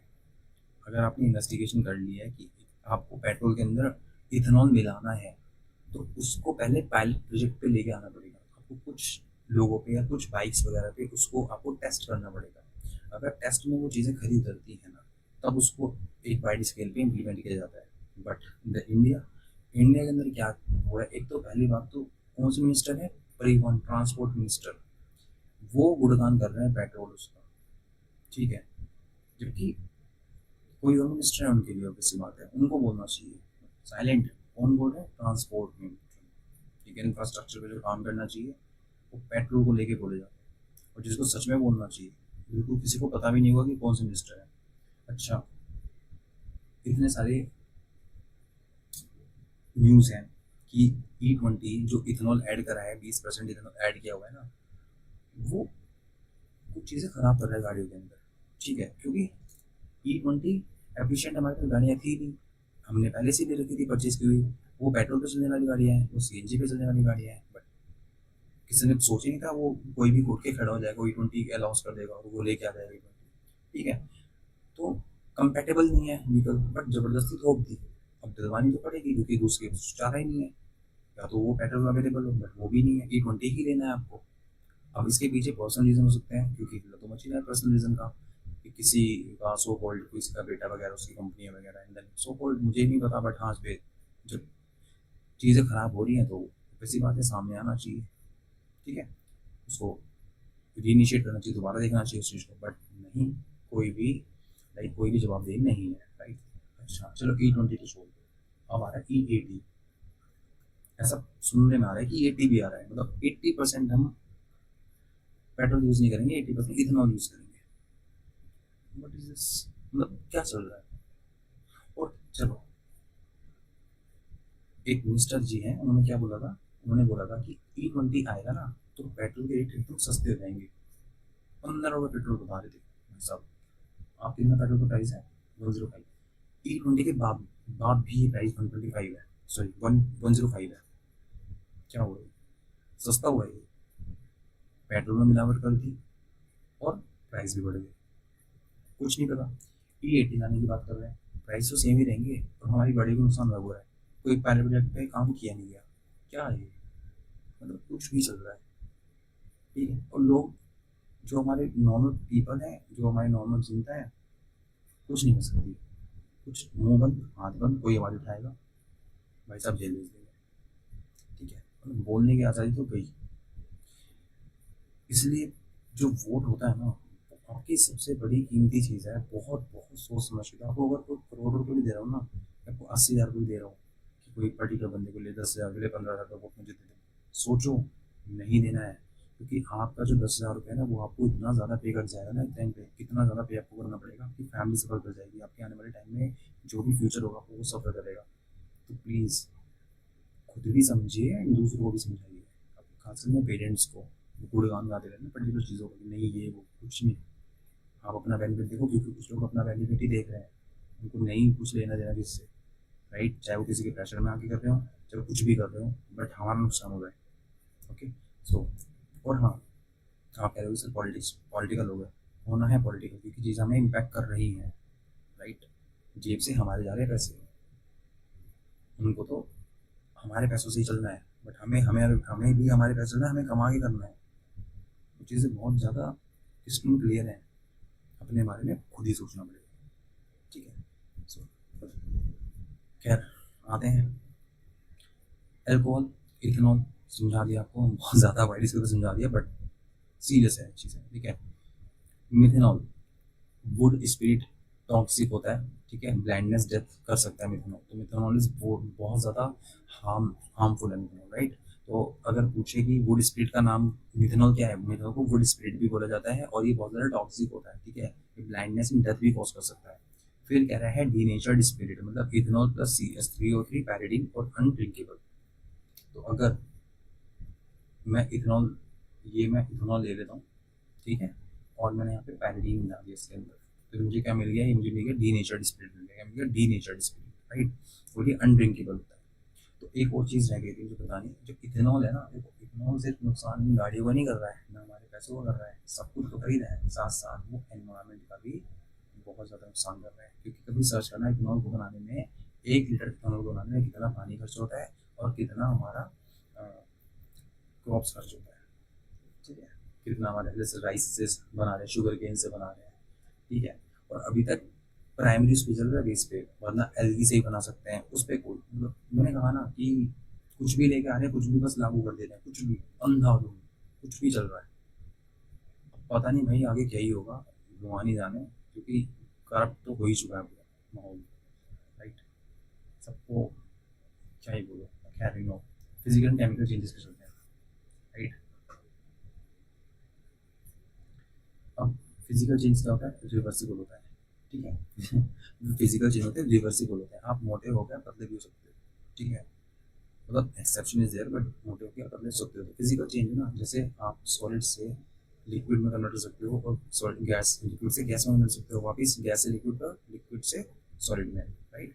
तो फिजिकल चेंज है और रिवर्सिबल होता है। कोई नया सब्सटेंस ही बनता है, भाई सॉलिड में पानी था, लिक्विड में पानी था, गैस में पानी हो गया, बर्फ़ थी, पिघल गई, पानी बन गया, वही पानी वेपर, वाटर वेपर बन गया, लेकिन पानी तो पानी रहा ना। ठीक है, तो क्या नहीं होता, कोई नया सब्सटेंस नहीं बनता। ठीक है, बॉइलिंग करो वाटर को, पानी उड़ेगा, मेल्टिंग करो आइस को, पानी मिलेगा, डिजोल्व करो शुगर को तो पानी मिलेगा, सब्लिमेशन में पानी मिलेगा, सिंपल सी बात है। सब्लिमेशन पानी नहीं मिलेगा, ऑब्वियसली बात, सब्लिमेशन गैस मिलेगी, तो है ना? केमिकल रिवर्सिबल है, एक बार हो गया तो हो गया, वापस नहीं हो सकता चीज़ें। ठीक है, सो न्यू सब्सटेंस फॉर्म। तो आपने एक बार वोट दे दिया ना, तो देख लो क्या चल रहा है। आप कहते कहते हार जाओगे, थक जाओगे, थक जिसे कहते हैं ना, सब कुछ खो बैठोगे, वो वापस नहीं आएगा जो चलेगा, राइट? यू आर स्मार्ट, सोचो। रस्टिंग ऑफ आयरन, एक बार आयरन में रस लग गया, बचाते रहो, उसको नहीं बचेगा। ठीक है, बर्निंग कैंडल, जल गई जल गई। और जब भी जहाँ भी कहीं बर्निंग का केस आएगा ना, आप आँख बंद करके लगा देना केमिकल चेंज, ठीक है। Cooking food, souring of milk, souring of milk, milk का खट्टा हो जाना, ये भी आपका केमिकल चेंज है, राइट। अच्छा ठीक है, आपने क्या करा कि मिल्क था आपके पास एंड आपने इसको दही में कन्वर्ट कर दिया, आपने नहीं करा, लैक्टोबैसिलस ने करा, बट दही बना दिया आपने, अब दही से मिल्क बना के दिया दोबारा, इम्पॉसिबल है ना। सो वो केमिकल चेंज है, तो केमिकल चेंज इरिवर्सिबल होता है, राइट।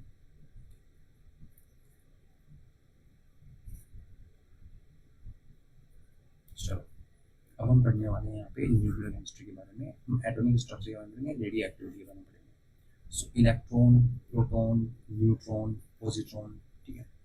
सबसे पहले यहाँ लिखा हुआ है कि डिस्कवरी किसने की थी इलेक्ट्रॉन की, तो जे थॉमसन ने डिस्कवरी की थी इलेक्ट्रॉन। भाई साहब एग्जाम में जाके ना ऐसे दिमाग में ऐसा हो जाता है कि कौन किसने क्या किया था, तो अच्छे से पढ़ लेना, राइट।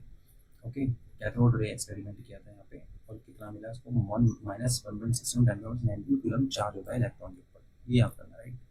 प्रोटॉन डिस्कवरी किसने की, गोल्डस्टीन ने और रदरफोर्ड ने, एंड एनोड रे पे की पॉजिटिव 1.16 × 10⁻⁹ कूलम मिला प्रोटॉन पे, पॉजिटिव है नेगेटिव इतने पर, राइट। न्यूट्रॉन किसने की, जेम्स चैडविक ने डिस्कवरी की थी, एंड अल्फा पार्टिकल्स, राइट, और ये न्यूट्रल थे, ना पॉजिटिव ना negative, right. Positron is a disc, Carl Anderson ने किया था इसको discovery, right, and anti pad particle थे, और चार्ज कैसा है इस पे, इलेक्ट्रॉन वाला। तो जितने पॉजिट्रॉन पे जितना चार्ज है उतना इलेक्ट्रॉन पे चार्ज होगा, ऐसे कहने का मतलब ये है, ठीक है। समझ में आएगा कि जितना चार्ज पॉजिट्रॉन पे है उतना ही चार्ज वो किसके इक्वल होगा, चार्ज के, इलेक्ट्रॉन के चार्ज के इक्वल हो जाएगा, बट वो साइन चेंज है, पॉजिटिव नेगेटिव वाला, ठीक है। Positron, okay. Radioactivity discovered by Henri Becquerel, तो ये भी इंपॉर्टेंट है, रेडियोएक्टिविटी किसने डिस्कवर किया था, तो हेनरी बेकेरेल ने रेडियोएक्टिविटी को डिस्कवर किया, right. Okay, alpha, beta, gamma, half life, ये सब रेडियोएक्टिविटी है। अल्फा क्या है, देखो, हाईएस्ट आयनाइजिंग, वीकेस्ट पेनिट्रेशन। जो अल्फा है, जो अल्फा रेडियोएक्टिविटी है वो क्या है, हाईएस्ट आयनाइजिंग, आयनाइजिंग बहुत ज्यादा हाईएस्ट होगी, लेकिन पेनिट्रेशन वीकेस्ट होगा। लेट्स सपोज भी रेज जो है वो इससे इसको घेर के नहीं जा सकती, मतलब इसको नहीं कर सकते उसको, ठीक है। रिएक्शन, दो प्रोटॉन के साथ दो न्यूट्रॉन रिएक्ट करेंगे और हीलियम 3 पॉजिटिव बना देगा, 2 पॉजिटिव चार्ज मिलेंगे आपको यहाँ पे, ठीक है। सो ये 3 2 पॉजिटिव है, सॉरी 2 पॉजिटिव हो सकता है, हीलियम 3 पॉजिटिव कैसे हो सकता है, ठीक है, 2 पॉजिटिव हो गया, राइट। और ये हाईएस्ट आयनाइजिंग है, बट पेनिट्रेशन पावर सबसे कम है अल्फा की।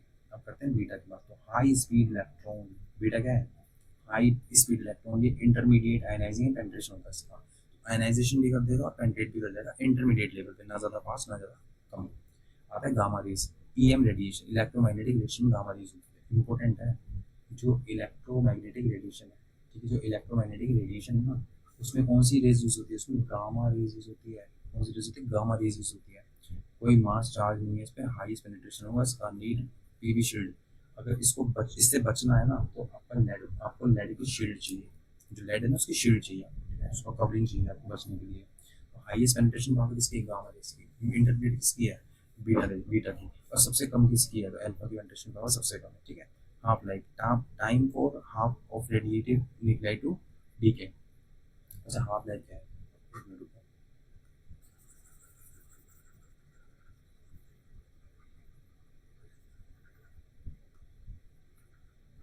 Half life. अब लेट्स सपोज भी कोई एलिमेंट है, वो पूरा खत्म कब हो जाता है, 50 साल में पूरा खत्म हो जाता है, ये हाफ लाइफ 25 है उसकी। तो ये क्या है, ये हाफ लाइफ क्या है, टाइम है किसके लिए, हाफ ऑफ रिडक्टिव न्यूक्लियाई को डीके होने के लिए, ठीक है। तो टी की पावर 1/2, ये होता है हाफ लाइफ, राइट।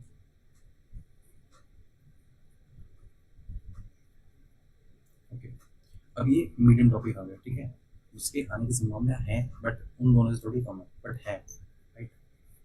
सो करते हैं स्टार्ट मीडियम टॉपिक्स। हाँ जी, पीरियोडिक टेबल हाईलाइट देख लेते हैं। क्या है कि ग्रुप्स कौन कौन से देखना है, एल्काइल मेटल कौन से हैं, ग्रुप 1। तो आपने पीरियोडिक टेबल देखोगे ऐसे करके, ठीक है, ऐसे केमिस्ट्री के ग्रुप में आपने पीरियोडिक टेबल देखी होगी, उस पीरियोडिक टेबल के अंदर हम बात करते हैं जो एल्काइल मेटल्स हैं ग्रुप 1 के, जो ग्रुप 1 वाले वो एल्काइल मेटल्स हैं, इसमें लिथियम, सोडियम, पोटेशियम आ जाता है, ठीक है। और ये कैसे होते हैं, सॉफ्ट होते हैं। तो आपने लिथियम देखा, आपने सोडियम देखा, आपने पोटेशियम देखे, सारे के सारे कैसे हैं, ये सॉफ्ट मेटल, उसको कट कर सकते हैं अपना नाइफ के साथ, ठीक है। तो क्या लिथियम को नाइफ से कट कर सकते हैं? बिल्कुल कर सकते हैं। क्या सोडियम को नाइफ से कट कर सकते हैं? बिल्कुल कर सकते हैं। क्या लिथियम को, क्या पोटेशियम को कर सकते हैं? बिल्कुल कर सकते हैं, क्योंकि ये सॉफ्ट मेटल है। लेकिन इसको ना हमें कैरोसिन के अंदर स्टोर करके रखना पड़ता है, ठीक है, क्योंकि रिएक्शन बहुत जल्दी कर लेता है उसके साथ, इसलिए इसको कैरोसिन में डुबो के रखना पड़ता है। ओके। Halogen group 17। तो हेलोजन किसमें है? जो हेलोजन है ना ग्रुप 17 में है, ठीक है। यहाँ पे ग्रुप 17 में हेलोजन है। मोस्ट इलेक्ट्रोनेगेटिविटी होती है इनके पास, ठीक है। जो फ्लोरीन है ना, फ्लोरीन हेलोजन में fluorine, fluorine, chlorine, bromine, iodine, ये सब हेलोजन होते हैं। तो इसका जो फ्लोरीन है, फ्लोरीन सबसे ज़्यादा इलेक्ट्रोनेगेटिव होता है, ठीक है। हेलोजन में जो फ्लोरीन होता है ना सबसे ज़्यादा इलेक्ट्रोनेगेटिव होता है। और जो ब्रोमीन है, ओनली लिक्विड नॉन मेटल है रूम टेम्परेचर पे। तो जो ब्रोमीन है ना, चलो एक क्वेश्चन का आंसर देखो, ये लिखा हुआ है यहाँ पे क्वेश्चन, यहाँ पे आंसर लिखा हुआ है, लेकिन आपने मेरे साथ बोला, अब बोलो कि ऐसा एलिमेंट जो कि लिक्विड होता है, जो कि नॉन मेटल है और लिक्विड है, किस पे? रूम टेम्परेचर में। पूरी एलिमेंट टेबल में केवल एक ही ऐसा एलिमेंट है जो कि नॉन मेटल है और लिक्विड है रूम टेम्परेचर पे, तो कौन सा है? बोरोन, ठीक है। सॉरी बोरोन नहीं, ब्रोमीन, ब्रोमीन, ठीक है, ब्रोमीन, राइट। और फ्लोरीन का मोस्ट इलेक्ट्रोनेगेटिव, ठीक है। तो मोस्ट इलेक्ट्रोनेगेटिव है फ्लोरीन, एंड ब्रोमीन जो है वो केवल लिक्विड है जो कि नॉन मेटल है रूम टेम्परेचर पे, ठीक है। केवल नॉन मेटल जो कि लिक्विड है room temperature, right. Okay, fine. Noble gases, noble gas group 18।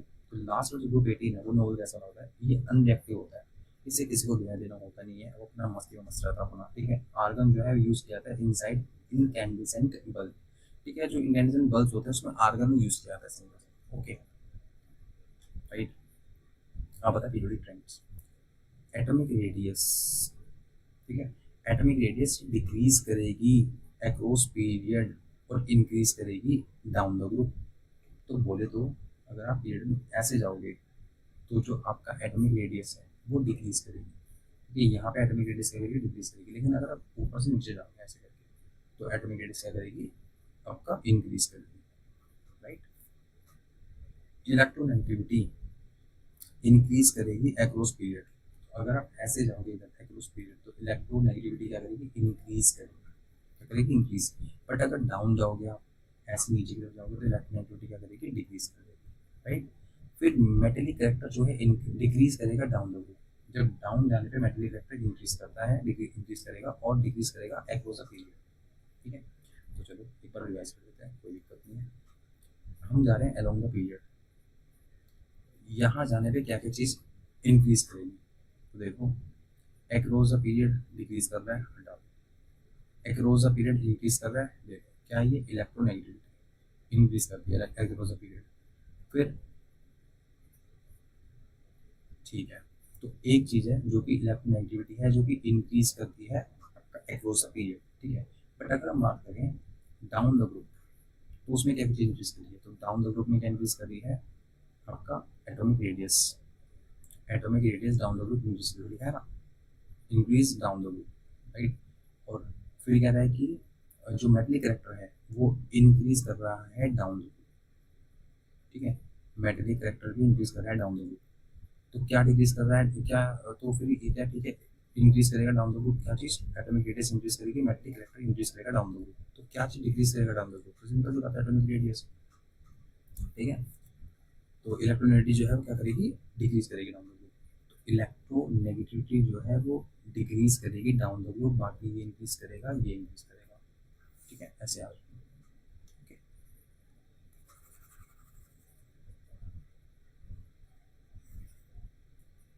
Let's now abundance of element. Earth crust के अंदर क्या क्या है? ऑक्सीजन 46.6% है, उसके बाद सिलिकॉन है, उसके बाद एल्यूमिनियम है, ठीक है। Most abundant metal aluminium 8.1%, right. आप कहोगे ऑक्सीजन क्यों नहीं है मोस्ट अबंडेंट की? तो 46.6 लिख रहा है, बट क्या मेटल है? यहाँ पे लिख रहा है मोस्ट अबंडेंट मेटल, मेटल, ठीक है। तो एल्यूमिनियम जो मोस्ट अबंडेंट मेटल है, कहाँ पर आता है? अर्थ क्रस्ट में आता है, 8.1%, राइट। फिर यूनिवर्स में आपकी बात करें तो हाइड्रोजन जो है, फिर हीलियम। तो यूनिवर्स के केस में हाइड्रोजन मोस्ट अबंडेंट है, उसके बाद हीलियम है। फिर ह्यूमन बॉडी के अंदर ऑक्सीजन सबसे ज़्यादा, फिर कार्बन है, देन हाइड्रोजन है, ठीक है। Oxygen, carbon, then hydrogen, right. तो ये हो गया, आगे बढ़ते हैं।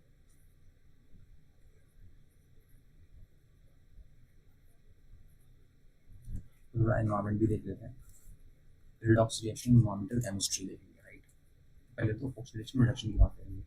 तो ऑक्सीडेशन मतलब क्या होता है, अगर आप ऑक्सीजन गेन कर गए या इलेक्ट्रॉन लूज कर गए, इलेक्ट्रॉन मतलब हाइड्रोजन, ठीक है। तो अगर ऑक्सीजन की प्राप्ति हुई है, अगर ऑक्सीजन की प्राप्ति हुई है तो वो क्या है, आपका ऑक्सीडेशन हो गया। और ऑक्सीडेशन कब हो सकता है, अगर ऑक्सीजन की प्राप्ति होती है तो ऑक्सीडेशन हो सकता है, और अगर हाइड्रोजन लूज होता है, हाइड्रोजन लूज हो जाता है, तब भी आपका ऑक्सीडेशन होता है, ठीक है। रिडक्शन कब होता है, जब हाइड्रोजन की प्राप्ति हुई है, हाइड्रोजन मिला है, हाइड्रोजन मिला है और ऑक्सीजन गया है, तो ये क्या कहलाता है, रिडक्शन, ठीक है।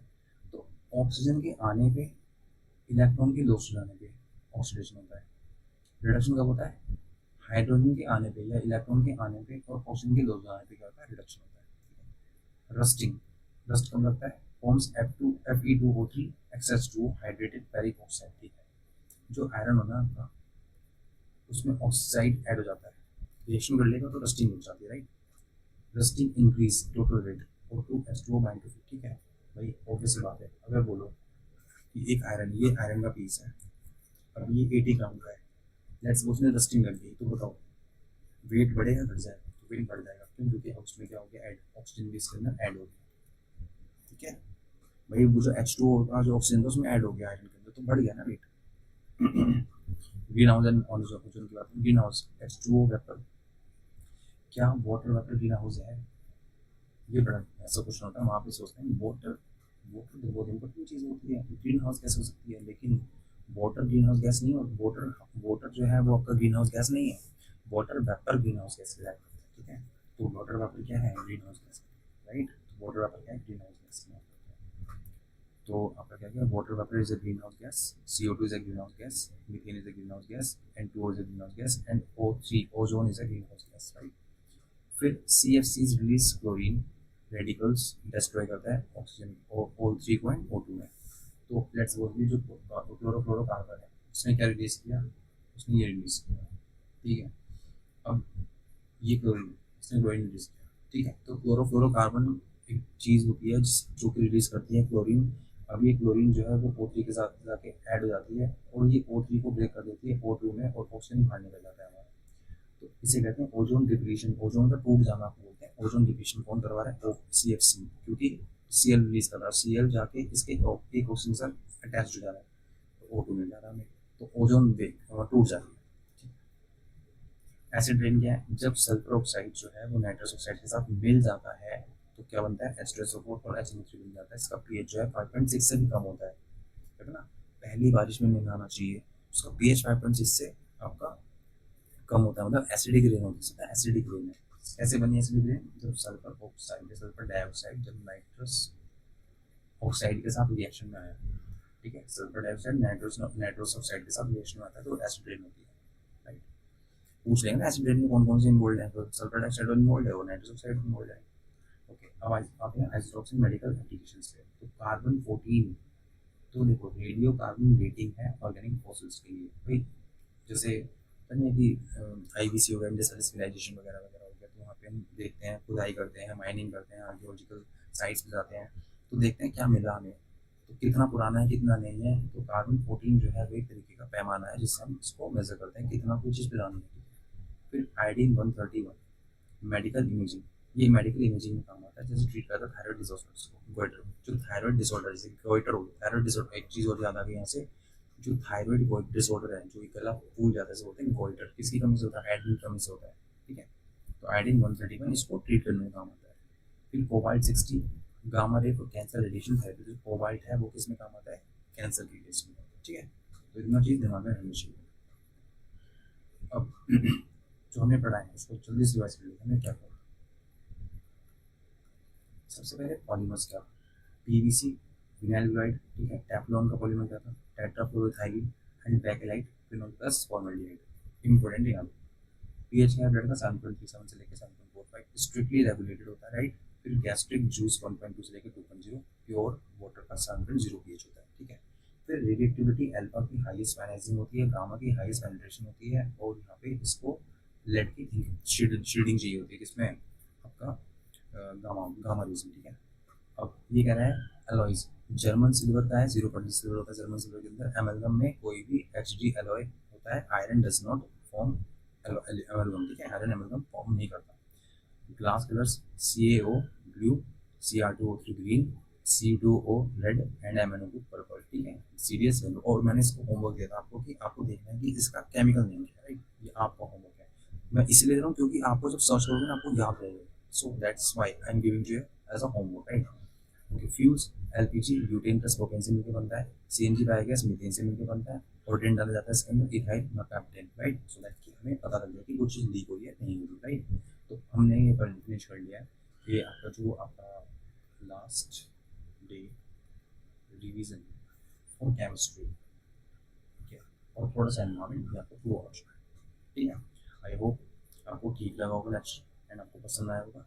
एंड प्लीज़ शेयर सब्सक्राइब ज़रूर करना, ठीक है, सो दैट कि आगे इससे भी ज़्यादा अच्छे लेक्चर्स हैं, ठीक है, अच्छे इन द सेंस कि वीक में लेक्चर्स हैं जो कि आपको पूरा 1 मंथ का प्लान लेके रिवाइज करवाया जाए पूरा का पूरा, राइट। इसी तरीके से आपके लिए और बहुत सारे एग्जाम्स के लिए, केवल BPC के लिए नहीं, GS, ठीक है, जिसमें GS आता है एग्जाम्पल, अभी एग्जाम आने वाले हैं बस SSC CGL के, तो उसके लिए भी काम किया जाएगा, राइट। सो प्लीज़ चैनल को लाइक एंड सब्सक्राइब जरूर कीजिएगा and thank you so much, take care, bye bye.